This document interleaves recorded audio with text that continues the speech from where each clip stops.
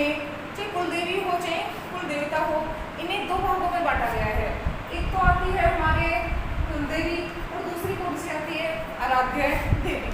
ऐसे देवता की कुल देवता और आराध्य देवता। अब प्रश्न होता है कि कुल देवता किसको कहेंगे या कुल देवी किसको कहेंगे या आराध्य देवी किसे कहेंगे या आराध्य देवता किसे कहेंगे। तो याद रखना फ्रेंड्स, जो कुल देवी होती है, जो कुल देवी होती है, ये उस देवी को कहेंगे, उस देवता को कहेंगे जिसके नाम पर शासन चलाया जाता है या परिवार का वंश चलाया जाता है।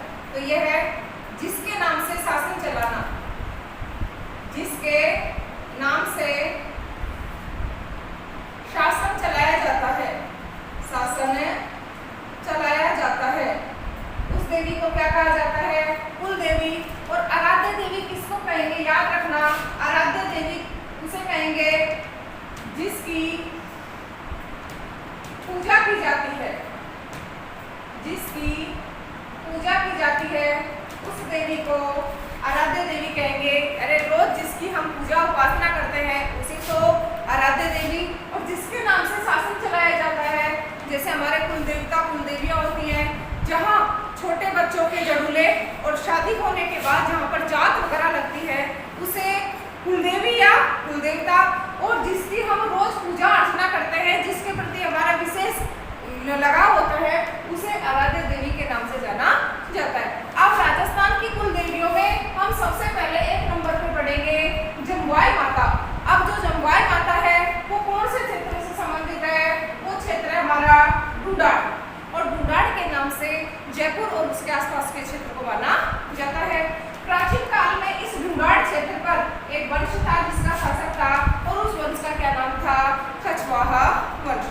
याद रखना फ्रेंड्स, इस कछवाहा वंश की स्थापना किसने की थी, इसकी बात कर रहे हैं। स्थापना, कछवाहा वंश की स्थापना करने वाले व्यक्ति हैं दूल्हे राय।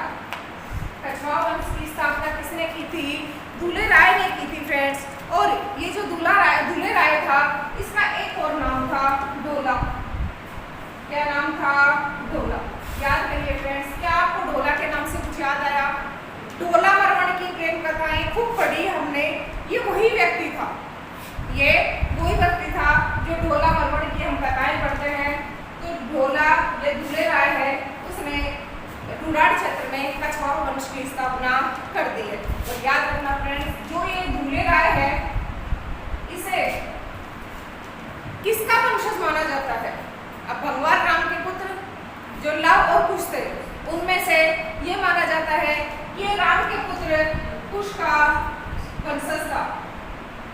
कुश का वंशज, इसके बारे में बात कर रहे हैं हम। दूल्हे राय जो भगवान श्री राम के पुत्र कुश का वंशज था, उस दूल्हे राय ने ढूंढाड़ क्षेत्र में कछवाहा वंश की स्थापना कर दी। अब याद रखना फ्रेंड्स, इसने अपनी जो पहली राजधानी बनाई है, किसने, दूल्हे राय ने पहली राजधानी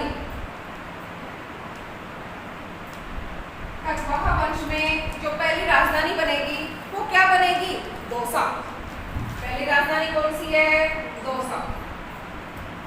दूसरी जो इसने राजधानी बनाई है उसका नाम है माची। दूसरी राजधानी क्या है, माची।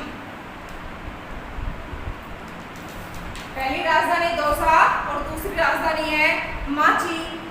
और जो ये थी माची, इसका इसने नाम बदल दिया, किसने, दूल्हे राय ने नाम चेंज कर दिया और इसका नाम चेंज करके कर दिया है रामगढ़। नाम क्या बदल दिया इसका, रामगढ़, जिसे आजकल हम जमुआ रामगढ़ के नाम से जानते हैं। और जो जमवाई माता का मंदिर है वो भी जमुआ रामगढ़ में है। यानी रामगढ़ था, लेकिन मंदिर की स्थापना होने के कारण, यहाँ पर ये मंदिर स्थित होने के कारण इस रामगढ़ का नाम है वो इस माता के नाम पर क्या कर दिया है, जमुआ रामगढ़। अब याद रखना, दूल्हे राय की जो रानी थी, दूल्हे राय की रानी, उसका क्या नाम था, दूल्हे राय की रानी का नाम था, थोड़ी देर पहले बताया ना मैंने आपको, मारू।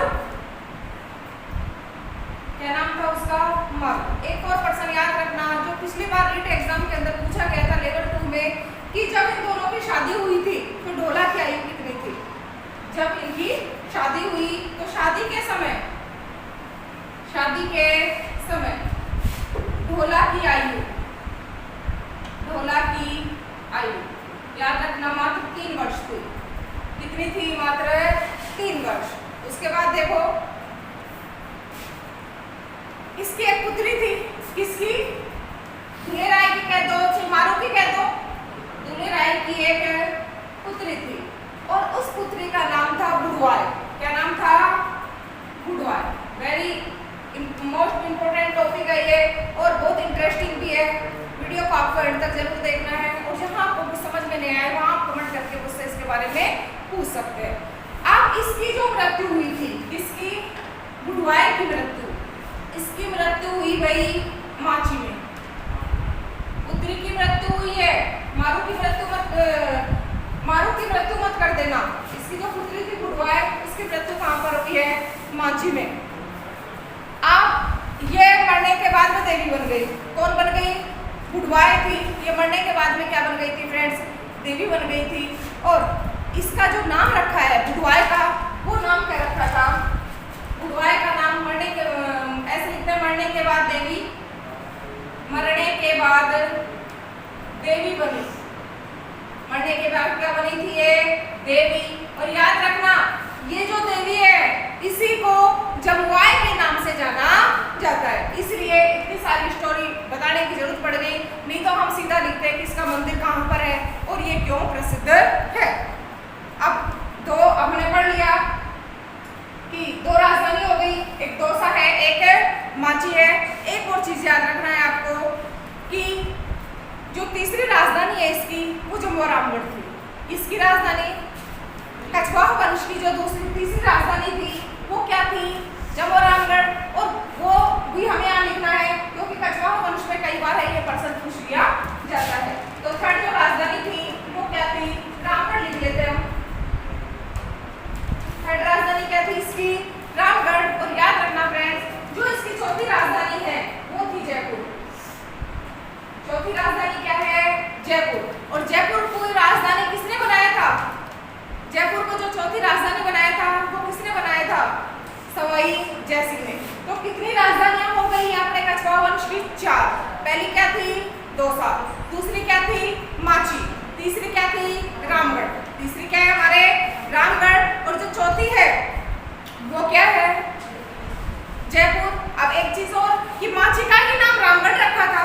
माची का ही नाम रामगढ़ रखा था। रामगढ़ को ही हम जम्मू रामगढ़ के नाम से जानते हैं। इसलिए यदि हमें एग्जाम में पूछ लिया जाए कि नाम चेंज करने के संदर्भ में पूछे तो 4 करनी है हमें, और यदि वैसे सीधा क्रम पूछता है तो हमें कछवाहा वंश की कितनी राजधानियां करनी है फ्रेंड्स? 3। कितनी राजधानी करनी है हमें इसकी? 3। उसके बाद आगे देखो फिर हम बात करते हैं कि ये जो जमुआई माता है इनका जो जन्म वगैरह हुआ है वो कहाँ पर हुआ है। देखिए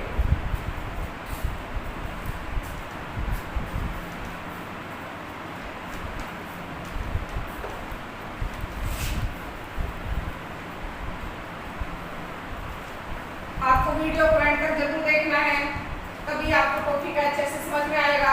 और किसी भी तरह की यदि किसी टॉपिक में कहीं किसी पॉइंट पर आपको समझ आए तो प्लीज मुझे कमेंट बॉक्स के माध्यम से आप इसके बारे में जान सकते हैं। विवाह के समय ढोला की आयु मैंने आपको बता दी थी कितनी थी? 30 वर्ष। अब देखो इसका जो जन्म हुआ था, इसका जन्म है जमुआई माता का, वो कौन से वंश में हुआ है? कछवाहा वंश। कौन से वंश में हुआ है? कछवाहा वंश में इसका जन्म हुआ है। और इसका जो मंदिर है, इसका जो मंदिर है आपको भी बता दिया है मैंने थोड़ी देर पहले, जमुआ रामगढ़ में है। कहाँ पर है? जमुआ रामगढ़। याद रखना फ्रेंड, इस जमुआ रामगढ़ को ढूंढाड़ का पुष्कर कहा जाता है। क्या कहा जाता है इसे? ढूंढाड़ का पुष्कर। इसका एक नाम है। जमुआ रामगढ़ को ढूंढाड़ का पुष्कर कहा जाता है। क्यों कहा जाता है? क्योंकि यहाँ प्राचीन काल में गुलाब की खेती होती थी। इस क्षेत्र में प्राचीन काल में गुलाब की खेती होती थी और आज वर्तमान में गुलाब की खेती है वो हमारे पुष्कर के अंदर हो रही है। वहाँ के जो गुलाब है, लाल सूट गुलाब, वो वहाँ के प्रसिद्ध है, जो गुलाब का फूल है। वैसे ही प्राचीन काल में गुलाब कहाँ के फेमस थे, हमारे ढूंढाड़ के। तो इसलिए जो जमोरामगढ़ है, इसको ढूंढाड़ का पुष्कर के नाम से भी जाना जाता है। अब जमोरामगढ़ में जो मंदिर का निर्माण है, वो थोड़ी देर पहले हम क्लियर कर चुके हैं कि किसने करवाया था, दूल्हे राय ने, क्योंकि दूल्हे राय और उनकी रानी की क्या थी, पुत्री थी। उसके बाद देखो फ्रेंड्स, ये जो थी जमवाई माता, ये किस वंश की कुल देवी थी? जमवाई माता किस वंश की कुल देवी थी? तो जिसके बारे में हम पढ़ रहे हैं, वो इसकी कुल देवी नहीं थी, कछवाहा वंश की कुल देवी अलग है। और जो हम माता पढ़ रहे हैं, कौन सी? जमवाई माता। ये जमवाई माता तो क्या है? कछवाहा वंश की आराध्य देवी। क्या है?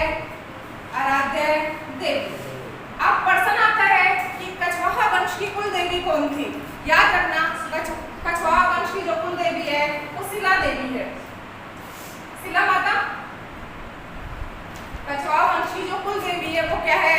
शिला माता, शिला देवी कह दीजिए आप। और इसकी जो आराध्य देवी है, वो क्या है? जमवाई माता। कंफ्यूजिंग वाले क्वेश्चन है। जमवाई माता तो आराध्य देवी है, किसकी? कछवाहा वंश की। और इसकी जो कुल देवी है, वो क्या है? शिला माता। तो ये मैंने आपको इस देवी के नाम के बारे में बताया था, जिनका मूल नाम क्या था? फिर से मैं आपको बता रही हूँ, बुढ़वाल। क्या नाम था इसका? बुढ़वाल। बात खत्म इसकी। दूसरी देवी की हम बात करते हैं, और जो दूसरी देवी है, वो है हमारी शिला देवी या शिला माता। दूसरी देवी है शिला देवी। शिला माता लिख लो, चाहे शिला देवी लिख लो, बात एक ही है।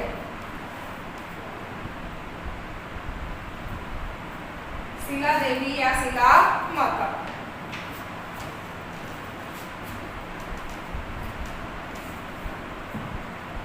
एक मिनट, उल्टा लिख लिया। अभी कुछ देर पहले ना हमने उल्टा लिख लिया, तो लगा लीजिए वहां, क्योंकि कछवाहा वंश की जो कुल देवी थी, वो जमवाई माता थी। और जो उसकी आराध्य देवी थी, वो कौन सी थी? शिला देवी।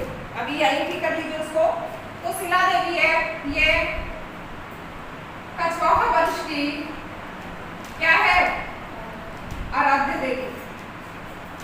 कछवाहा वंश की क्या है? आराध्य देवी। और जो थोड़ी देर पहले हम जमवाई माता पढ़ रहे थे, जमवाई देवी पढ़ रहे थे, वो क्या थी? इसकी कुल देवी। आगे देखो, मंदिर कहाँ पर है?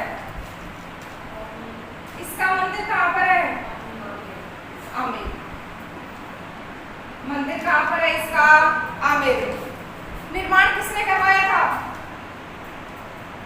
निर्माण मिर्जा राजा मानसिंह। मिर्जा राजा मानसिंह। कौन था ये मानसिंह? अरे अकबर की सेना में चला गया था ना, ये वही मानसिंह है, ये वही मानसिंह है। अब आपको देखो, एक और क्वेश्चन यहाँ पर इंपोर्टेंट बताना है कि जो ये मिर्जा राजा मानसिंह था, ये मुगलों की सेना में चला गया था। तो मुगलों की तरफ से ये युद्ध लड़ रहा था, और उसी सैन्य अभ्यास में जब ये बंगाल अभियान में गया, तो वहां के राजा केदार से 1604 में ये मूर्ति को लेकर के आया था, जो क्वेश्चन भी हमारे लिए काफी इंपॉर्टेंट है। देखो कैसे देखते हैं। ये जो मिर्जा राजा मानसिंह था, ये अकबर का सेनापति था। क्या था? अकबर का सेनापति। आमेर रियासत से तो संबंधित था ये, लेकिन किसकी सेवा में चला गया था ये? अकबर की सेना में। तो अकबर का क्या था? ये सेनापति। अब देखोगे, ये जो मिर्जा राजा मानसिंह है ना, इनकी विजयों की बात करेंगे, और वो इधर लिखती हूँ मैं, विजय। इसकी मिर्जा राजा मानसिंह की। एक नंबर पे लिखेंगे, किसकी तरफ से गया था? अकबर की तरफ से। काबुल पर विजय। कहाँ पर है? काबुल पर विजय। काबुल कहाँ पर है? अफगानिस्तान। 2 नंबर पे बिहार की विजय, यानी बिहार पर विजय प्राप्त की। 3 नंबर पे है उड़ीसा पर विजय। नाम है ओडिशा। क्या है? ओडिशा पर विजय। और 4 नंबर पे आएगा, जहां से ये मूर्ति लेकर के आएगा, बंगाल पर विजय। अब बंगाल पर उसने आक्रमण कब किया था? इंपॉर्टेंट क्वेश्चन देखना। बंगाल पर जो आक्रमण किया है, बंगाल पर जो आक्रमण किया था वो तो किया था फ्रेंड्स 1594 में। और जो जीत प्राप्त की है उसने, यहां हम लिखेंगे 1604। क्या करेंगे? 1604। कौन है राजा? केदार। राजा कौन था यहाँ का? केदार। उसे हरा दिया। और यह माना जाता है कि राजा केदार से ही ये शिला देवी की मूर्ति लेकर के आमेर आया और आमेर में उसे स्थापित करवाया। तो बात खत्म इस शिला माता की कि कहाँ से इसकी मूर्ति आई थी। काले पत्थर से वो मूर्ति बनी हुई है। कौन लेकर के आया था? मानसिंह लेकर आया था पूर्वी बंगाल के राजा केदार से। आगे देखो,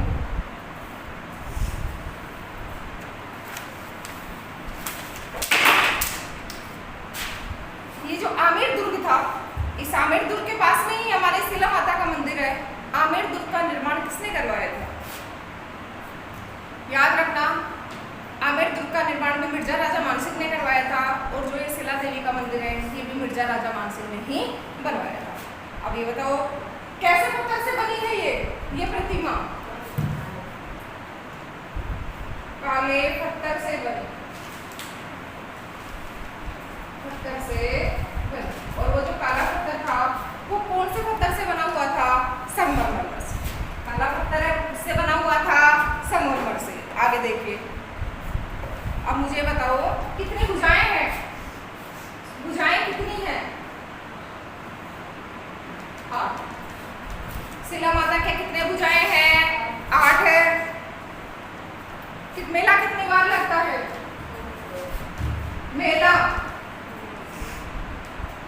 2 बार। और दोनों बार कब लगेगा? नवरात्रों में। दोनों बार में कब लगेगा मेला? नवरात्रों में। और हमें पता है, ज्यादा टॉपिक को हम आगे नहीं पढ़ाएंगे कि नवरात्रे कब आते हैं। एक तो चैत्र शुक्ल एकम से लेकर 9वीं तक, और एक आते हैं आश्विन शुक्ल पक्ष की एकम से लेकर के 9वीं तक। इन 2 समय में यहाँ नवरात्रों में विशाल मेलों का आयोजन होता है। अब एक चीज आपको और याद रखना, मैं आपको बताती हूँ कि इस माता के अन्न का भोग लगता है। इस माता के अन्न का भोग लगता है, इसलिए इसे अन्नपूर्णा देवी के नाम से भी जाना जाता है। शिला देवी, शिला माता के अन्न का भोग लगाया जाता है। इसका भोग लगाया जाता है, अन्न का भोग, इसलिए इसे अन्नपूर्णा माता के नाम से भी जाना जाता है। इस नाम से जाना जाएगा अन्नपूर्णा माता। वेरी मोस्ट इंपॉर्टेंट क्वेश्चन है। यदि हमें अन्नपूर्णा माता का मंदिर पूछ लिया जाए तो हमें कहाँ पर करना है? जयपुर में। और किसका उपनाम है ये? शिला माता। तीन ही लाइन में मैं स्टॉप पॉइंट को खत्म कर देती हूँ। देखो आपको फिर से बताती हूँ, शिला देवी का या शिला माता का जो मंदिर है कहाँ पर है? आमेर में। जम्बुआई माता का मंदिर कहाँ पर था? जम्मू रामगढ़ में। और जो शिला माता है, ये शिला देवी है, ये कौन से वंश की आराध्य देवी है? कछवाहा वंश की। मूर्ति को कौन कहाँ से लाया था? मानसिंह लेकर आया था, पूर्वी बंगाल से लाया था। राजा कौन था? केदार। कब लेकर आया था? 1604 में। और किसका भोग लगता है? अन्न का भोग लगने के कारण इसको अन्नपूर्णा माता के नाम से जाना जाता है। नेक्स्ट देखो फ्रेंड्स, तीसरी माता हम पढ़ेंगे क्योंकि माता वाला टॉपिक है, वेरी इंटरेस्टिंग है और बहुत छोटा टॉपिक है। मात्र 4-4, 5-5 लाइनों में हमारी एक माता है जो क्लियर हो जाती है। तीसरे नंबर पे हम जो माता लिखेंगे उस माता का नाम है करणी माता। क्या नाम है फ्रेंड्स? करणी माता।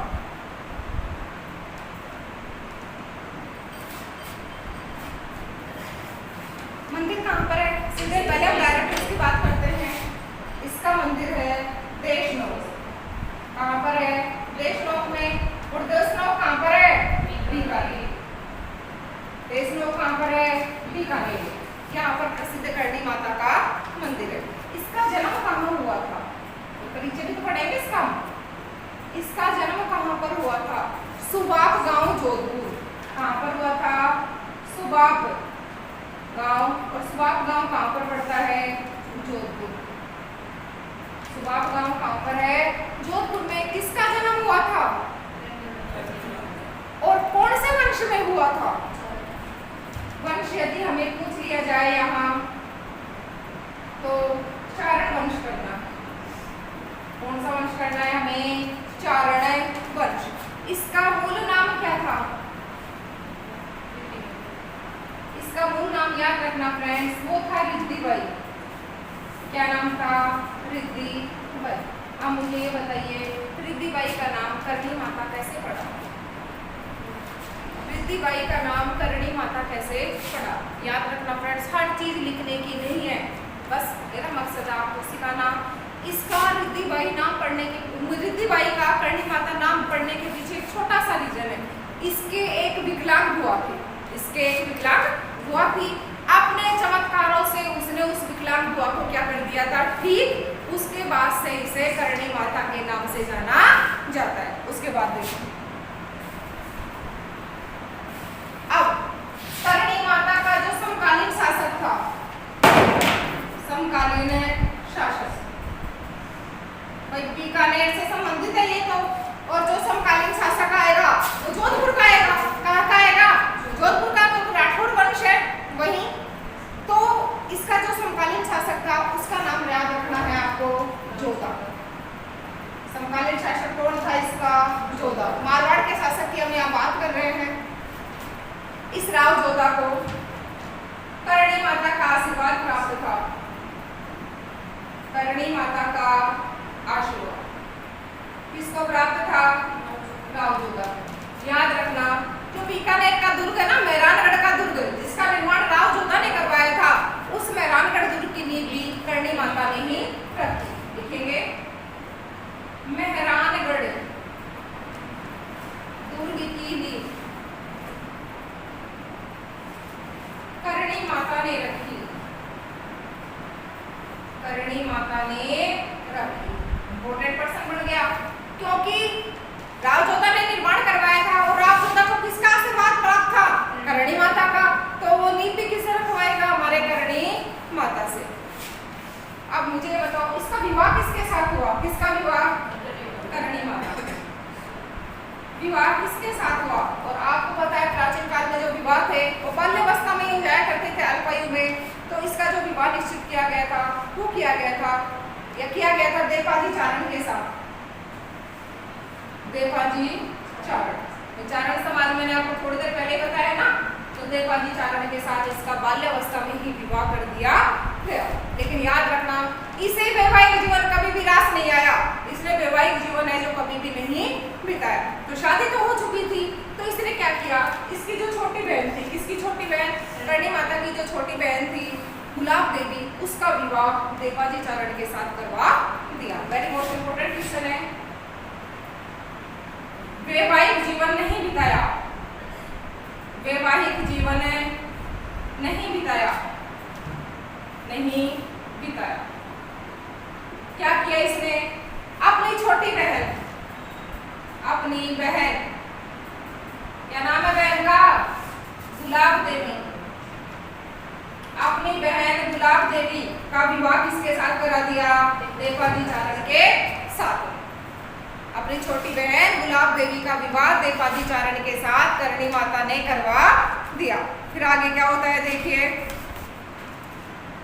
अब इन्होंने अपनी बहन का विवाह तो करवा दिया, लेकिन उसने एक शर्त भी रखी कि देवपाजी और गुलाब देवी को जो पुत्र होगा उस पुत्र को मैं गोद लूंगी। लिखते हैं उस चीज को हम आगे। स्क्रीनशॉट ले लीजिए आप इसे, ये वीडियो को रोक करके, ये वीडियो को दोबारा से देख करके आपको इस चीज को नोट कर लेना है, क्योंकि एग्जाम में पता नहीं क्वेश्चन कहाँ से पूछ ले और हो सकता है कुछ हम लिखना भूल जाए या हम अच्छे से सुन नहीं पाए और वही क्वेश्चन एग्जाम में पूछ लिया जाए तो हम उससे वंचित रह जाएंगे। अब हम देखते हैं कि जो गुलाब देवी है कौन थी, बताने की जरूरत नहीं है। गुलाब देवी प्लस क्या नाम है? देवपाजी चारण। गुलाब देवी और देवपाजी चारण का जो पुत्र हुआ, उसे गोद लिया किसे गोद लिया? किसने गोद लिया? करणी माता ने। किसने गोद लिया था? करणी माता ने। अब याद रखना, इस पुत्र को लेकर के वो बीकानेर गई। कहाँ पर गई थी? इस पुत्र को लेकर के वो कोलायत गई। कहाँ गई? कोलायत। और कोलायत कहाँ पर है फ्रेंड्स? बीकानेर में। माना जाता है कि कोलायत झील में ये बच्चा डूब गया। कोलायत झील में ये बच्चा डूब गया, मर गया भाई। कोलायत झील में ये बच्चा डूब गया, या अपन कह सकते हैं मर गया। अब कौन से समुदाय से संबंधित है? चारण। ये माना जाता है फ्रेंड्स कि कोलायत जो हमारे तीर्थ स्थान है, कपिल मुनि का यहाँ आश्रम है, चारण समाज के लोग यहाँ पर नहीं जाते। इम्पोर्टेंट करके लिख लेना, चारण समाज के लोग यहाँ नहीं जाते, यहाँ नहीं जाते। कहाँ नहीं जाते? कोलायत। और रीजन क्या है मैंने पहले ही आपके सामने स्पष्ट कर दिया। अब देखो, पहले वो अपने बेटे को लेकर कहाँ पर गई थी? कोलायत, बीकानेर। अब वो कोलायत से वापस कहाँ जाती है? बीकानेर। वापस बीकानेर आ जाती है। बीकानेर आ गई। पहले तो अपने बेटे को लेकर के कोलायत गई, बाद में वो बीकानेर गई, देशनोक। बाद में वो कहाँ पर आ गई थी? देशनोक आ गई थी। और देशनोक जो स्थान है वो कहाँ पर है? बीकानेर। और कोलायत जो स्थान था वो भी कहाँ पर था? बीकानेर। अब देखो, ये जो देशनोक है ना, इसको बीकानेर की नाक कहा जाता है। देशनोक स्थान को क्या कहा जाता है? बीकानेर की नाक। ये पर्सन भी हमारे लिए इम्पोर्टेंट है। अब मुझे बताओ कि जो करणी माता का मंदिर है वो भी तो देशनोक में ही है, तो इस मंदिर का निर्माण किसने करवाया था? मंदिर का निर्माण किसने करवाया था? जिसने बीकानेर शहर बसाया है, राव बीका। मंदिर का निर्माण किसने करवाया था? राव बीकानेर। और बीकानेर शहर भी किसने बसाया था? राव बीकानेर। उसके बाद देखो, ये जांगल प्रदेश, जिसको हम जांगल प्रदेश जो बीकानेर क्या जोधपुर के आसपास का क्षेत्र है, वहाँ पर भी जो हमारी एक थी करणी माता, उस समय आकर के रही थी, क्योंकि इसने भी एक देवी को अपनी आराध्य देवी मान रखा था। क्योंकि करणी माता ने भी एक देवी को अपनी आराध्य देवी मान रखा था, जिसका नाम है तेमड़ा राय था। क्या नाम था? तेमड़ा राय। इसकी पूजा किया करती थी। और वो जो स्थान था, तेमड़ा राय का मंदिर जहाँ पर बना हुआ था, वो स्थान हमारे जो जांगल प्रदेश था वहाँ पर थी। और ये माना जाता है उस मंदिर के पास ही एक जाल का भी वृक्ष था। उस मंदिर के पास एक जाल का वृक्ष था, और उस जाल के वृक्ष पर रस्सी बांध करके, जाल के वृक्ष पर रस्सी बांध करके जो एक करणी माता है वो किसी समय दही बिलोया करती थी।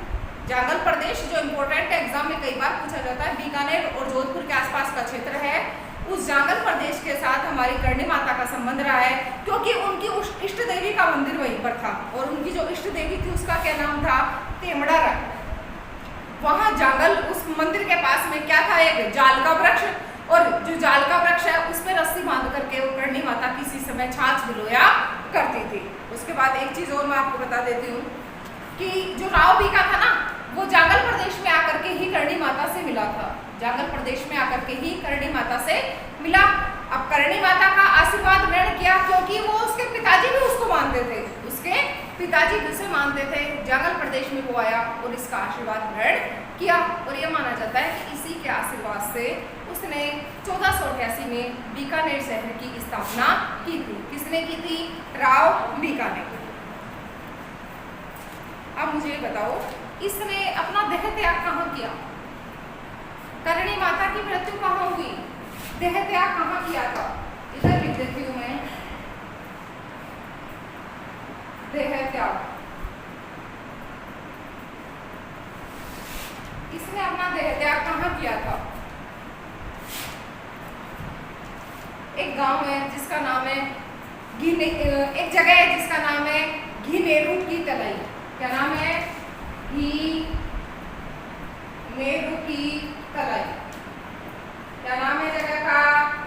नेहरू की तलाई। और ये गांव है दी यात्रा गांव में। कहाँ पर है ये जगह? दी यात्रा गांव। तो समझ गए होंगे आप कि इसने अपना देह त्याग है वो कहाँ पर किया था? दी यात्रा गांव। दी यात्रा गांव कहाँ पर है? बीकानेर में। और उस जगह का क्या नाम है? दी नेहरू की तलाई, जहाँ करणी माता ने अपने देह का त्याग किया था। ठीक है, इतना। आगे देखिए, कुछ और 2-4 फैक्ट हैं जो हमारे करणी माता में बच रहे हैं, वो मैं आपको भी करा देती हूँ।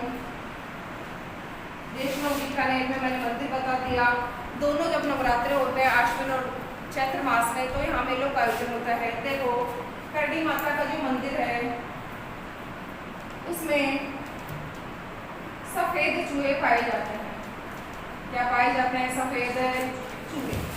क्या कहा जाता है इन चूहों को? इन चूहों को कहा जाता है कौवा। क्या कहा जाता है? कौवा। और जो ये सफेद चूहे हैं, इन्हें चारण समाज के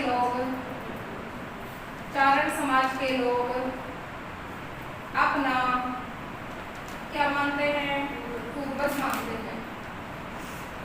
अपना पूर्वज मानते हैं। किसको मानते हैं? चारण समाज के लोग अपना पूर्वज सफेद चूहों को। और इन सफेद चूहों को क्या कहा जाता है? कौवा। अब यहाँ पर देखो, सफेद चील भी पाई जाती है। सफेद चील भी पाई जाती है। एक चीज याद रखना, ये सफेद चूहे तो फिर भी हर व्यक्ति को दिख जाते हैं, लेकिन सफेद चील है किसी को नहीं दिखाई देती है। और ये माना जाता है कि जो बहुत भाग्यशाली व्यक्ति होता है उसे यहाँ करणी माता के मंदिर के आसपास पहाड़ियों में ये सफेद चील दिखाई देती है। और इस सफेद चील को करणी माता का ही दूसरा रूप माना गया है। करणी माता का दूसरा रूप, करणी माता का जो दूसरा रूप है वो सफेद चील को माना गया है। अब एक चीज याद रखना फ्रेंड्स, इसका जो मंदिर है, इसका मंदिर करणी माता का, उस मंदिर को क्या कहा जाता है? मठ। मंदिर को क्या कहा जाता है? मठ कहा जाता है। इसका निर्माण किसने करवाया था? मंदिर के निर्माण की बात कर रहे हैं राव बीकर। किसने करवाया था? राव बीकर। कहाँ का शासक था राव बीकर? बीकानेर। और पुनर्निर्माण किसने करवाया था? पुनर्निर्माण किसने करवाया? वेरी मोस्ट इंपोर्टेंट पर्सन है ये, गंगा सिंह। पुनर्निर्माण किसने करवाया था? गंगा सिंह ने। और गंगा सिंह भी कहाँ के शासक थे? हमारे बीकानेर के। यानी जो वर्तमान स्वरूप दिया गया है वो बीकानेर के महाराजा गंगा सिंह के द्वारा दिया गया है। चारण वंश का मैंने आपको बता ही दिया है थोड़ी देर पहले आपको कि चारण समाज के लोग हैं, इन चूहों को क्या मानते हैं? अपना कब। तो मुझे ये बताइए कि जो करणी माता है ये चारण वंश की या चारण समाज की कुल देवी है या आराध्य देवी? वेरी मोस्ट इंपोर्टेंट पर्सन है करणी माता चारण समाज की। बताइए, आराध्य देवी है या कुल देवी? किसकी बात कर रहे हैं? चारण समाज की। तो चारण समाज की तो क्या है फ्रेंड्स? ये कुल देवी। कौन है चारण समाज की कुल देवी? करणी माता। उसके बाद में बीकानेर के राठौड़ों की ये आराध्य देवी है। बीकानेर के राठौड़ों की आराध्य, बीकानेर के राठौड़ शासकों की क्या है? ये आराध्य देवी। और चारण समाज की क्या है? ये कुल देवी। अब फ्रेंड्स एक और पर्सन मैं आपको यही स्पष्ट कर देती हूँ कि जो बीकानेर के राठौड़ों की कुल देवी है वो क्या है? आराध्य देवी तो हमने लिख लिया कि आराध्य देवी कौन है? करणी माता। तो इसकी कुल देवी कौन है? नागनेची माता। कौन है? नागनेची माता। और याद रखना फ्रेंड्स, इस नागनेची माता का जो मंदिर है वो कहाँ पर है? जोधपुर। नागनेची माता का मंदिर है वो कहाँ पर है? जोधपुर है। और मेला कितनी बार लगेगा नागनेची माता के यहाँ पर भी? वर्ष में 2 बार, क्योंकि जितनी भी देवियाँ हैं वहाँ कितनी बार मेले का आयोजन किया जाता है? साल में 2 बार। वो ही चैत्र में और वही दूसरा कौन से में लगेगा? आश्विन शुक्ल पक्ष की एकम से लेकर के और नवमी तक। उसके बाद देखिए फ्रेंड्स, आगे हम बढ़ते हैं। 3 माताएं हम यहाँ पढ़ चुके हैं। चौथी जो माता है हमारे, वो वेरी मोस्ट इम्पोर्टेंट है फ्रेंड्स।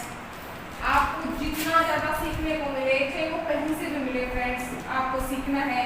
कल वाले वीडियो में भी मैंने आपको बताया था कि शिक्षा को शेरनी के दूध के समान माना गया है। उसको हम जितना पिएंगे एग्जाम में उतना ही ढाड़ेंगे, क्योंकि शेरनी का जो दूध है वो काफ़ी ताकतवर माना जाता है। तो आपको यदि एग्जाम हॉल के अंदर धाड़ना है तो शिक्षा आपको प्राप्त करनी ही होगी। चौथी जो माता है वो पढ़ते हैं हम ब्राह्मणी माता। कौन सी माता है? ब्राह्मणी माता।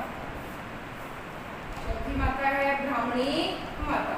ध्यान से देखिए फ्रेंड्स, कहाँ पर है ब्राह्मणी माता का मंदिर? राजस्थान में ब्राह्मणी माता का मंदिर कहाँ पर है? जिला बारा है। गांव का नाम पूछे तो सोरसैन करना है। कहाँ करना है हमें? सोरसैन। ये सोरसैन है, अंता में है। और फ्रेंड्स अंता कहाँ पर है? बारा। कुछ भी पूछ रहे, गांव पूछे तो सोरसैन कर देना, तहसील पूछे तो अंता कर देना, और जिला पूछे तो क्या करना है? बारा। किसके बारे में पढ़ रहे हैं हम? ब्राह्मणी माता। याद रखना फ्रेंड्स, लिखने की चीज नहीं है कि ये जो मंदिर है ब्राह्मणी माता का, ये चारों ओर परकोटे से घिरा हुआ है। परकोटे का मतलब समझ रहे हो ना, कि जो परिदक्षिणा पथ जो वहाँ बनाया जाता है वो, और इसे शैलाश्रय गुफा मंदिर भी कहा जाता है। वो पर्सन लिख लेंगे हम। इसके मंदिर को शैलाश्रय गुफा मंदिर भी कहते हैं। गुफा मंदिर कहते हैं। शैलाश्रय गुफा मंदिर है। इस माता के मंदिर को कहा जाता है ब्राह्मणी माता, क्योंकि ये माना जाता है कि इसकी मूर्ति कई बार से मिलाई कर यहाँ लगाई गई है। चट्टान को काट कर ही उसे मूर्ति का रूप दिया गया है। एक और इम्पोर्टेंट प्रश्न देखो, ब्राह्मणी माता का यहाँ बन रहा है विश्व का एकमात्र मंदिर। विश्व का एकमात्र मंदिर जहाँ देवी की पीठ की पूजा की जाती है। पीठ की पूजा की जाती है ना? विचित्र बात कि बाकी सभी को अपन जहाँ भोग लगाएंगे वो मुंह में लगाएंगे, पूजा करेंगे तो हम उसके चेहरे की करते हैं, लेकिन एकमात्र ऐसी देवी है पूरे विश्व में जहाँ देवी की पीठ का ही श्रृंगार किया जाता है और पीठ पर ही भोग लगाया जाता है। ऐसी विचित्र देवी कहाँ पर है? हमारे ब्राह्मणी माता। और कहाँ पर है वो? सोरसैन बारा में। और तहसील कौन सी है? अंता। एक चीज याद रखना, इस मंदिर के बाद, मंदिर के बाहर गधों का क्या लगता है? मेला। क्या लगता है? गधों का मेला। अब दो जगह हो गई राजस्थान में गधों का मेला। एक तो कहाँ लगेगा? सोरसैन में। और दूसरा मेला कहाँ लगेगा? दूसरा गधों का मेला लूनियावास। कहाँ लगता है फ्रेंड्स? लूनियावास। लूनियावास कहाँ पर है? जयपुर। लूनियावास कहाँ पर है? जयपुर। एक और पर्सन मैं आपको यहाँ गधों से संबंधित बता देती हूँ कि जो गधों का अभ्यारण्य है, गधों का अभ्यारण्य वो राजस्थान में कहाँ पर है? याद रखना, वो झुंझुनू जिले में है। कल जिसको अपन ने सैनिकों का जिला कहा था, गधों का जो अभ्यारण्य है वो ढूंढलोद। और ढूंढलोद कहाँ पर है? झुंझुनू। ढूंढलोद कहाँ पर है? झुंझुनू में। और गधों का मेला कितनी जगह लगता है राजस्थान में? दो जगह। एक तो सोरसैन में लगता है और दूसरा कहाँ पर लगता है? लूनियावास में। और लूनियावास कहाँ पर है? जयपुर। मुझे बताओ मेले कब लगते हैं? ये कौन से महीने में लगता है गधों का मेला? माघ शुक्ल पक्ष की सप्तमी। दोनों मेलों की बात कर रहे हैं, दोनों स्थानों पर ही। माघ शुक्ल सप्तमी, समझ में आ गया होगा। माघ शुक्ल पक्ष की सप्तमी को दोनों स्थानों पर गधों का मेला लगता है। बात कर हम यहाँ तक इसकी, दोबारा देख लो। ब्राह्मणी माता का मंदिर है सोरसैन में। सोरसैन कहाँ पर है? अंताबारा में। मंदिर को शैलाश्रय गुफा मंदिर कहते हैं। चारों ओर इसके परकोटा बना हुआ है और चट्टान को काटकर ही मंदिर का वो माता का रूप दिया गया है। विश्व का एकमात्र मंदिर है जहाँ देवी की पीठ की पूजा की जाती है और पीठ का श्रृंगार किया जाता है। मंदिर के बाहर गधों का मेला लगता है। अब गधों का मेला राजस्थान में दो जगह लगता है, एक तो सोरसैन बारा में और दूसरा कहाँ पर लगता है? लूनियावास में। और लूनियावास कहाँ पर है? जयपुर। कब लगता है? माघ शुक्ल पक्ष की सप्तमी को। और जो गधों का अभ्यारण है वो कहाँ पर है? ढूंढलोद। और ढूंढलोद कहाँ पर है? झुंझुनू। कल झुंझुनू को हमने सैनिकों का जिला कहा था और एक तहसील भी मैंने आपको बताई थी जिसे सैनिकों की तहसील कहा जाता है। तो फ्रेंड्स, आपने मेरी वीडियो को एंड तक देखा, इसके लिए आपका बहुत बहुत धन्यवाद। और यदि आपको मेरा वीडियो पसंद आ रहा है तो फ्रेंड्स इसे अपने सभी फ्रेंड्स के पास शेयर करना, लाइक करना, कमेंट करना। Thank you very much.